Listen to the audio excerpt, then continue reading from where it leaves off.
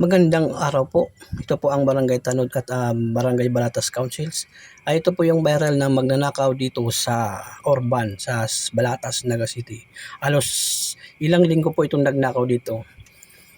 So yung makikita nyo po ngayong larawang yan yung nagloob sa isang bahay na kung saan ay kumuha siya at nagnakaw ng gasol sa isang bahay.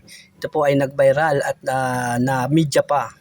Ito naman po ay siya rin din po ito, yung alias Rocking tinatawag, na kung saan kahit umuulan, hapon na, siya ay nagnakaw ng mountain bike sa isang bahay din dito sa Urban, Balatas. Ayan yung magnanakaw na si alias Rocky.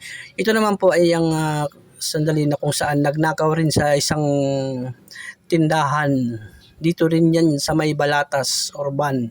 Iisang tao lang po yung nagnakaw niyan. At yan yun si alias Rocky na kung saan tinangay niyan yung mahigit kumulang 30 mil or 30,000 na pera ng may-ari. So, yan naman po yung bakal na ninakaw niya. Buti at naabutan. Salamat sa ating mga barangay Tanod at barangay Kagawad na halos gabi-gabi ay nagro-ronda. At pinapakita ang sinseridad na ang peace and order sa lugar.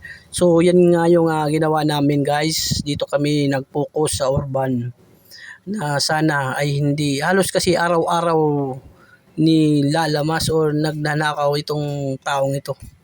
Kaya halos kahit madaling araw po ay ang pagdroronda namin gising katapat lang na isang kape sa tasa. So kahit sa mga makusukal na daanan sa sa mga palayan, dyan po kami.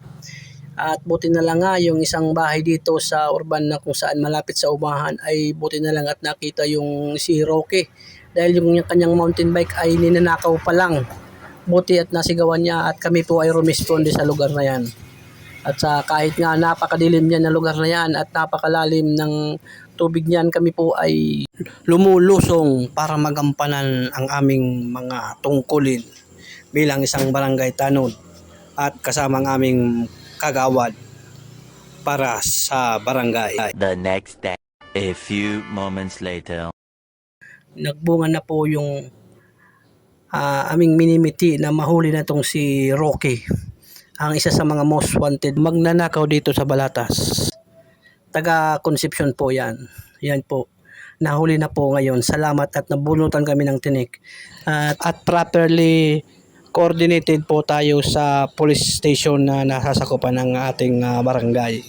Salamat sa pagtutulungan ng police at barangay. Dahil dito meron tayong tagumpay. Meron na rin nagpapaabot sa amin sa barangay council ng pagpapasalamat at nakuha na rin to at nahuli na rin sa wakas. At kami po ay taos puso rin nagpapasalamat sa pagsuporta ng taong bayan. Yun lang.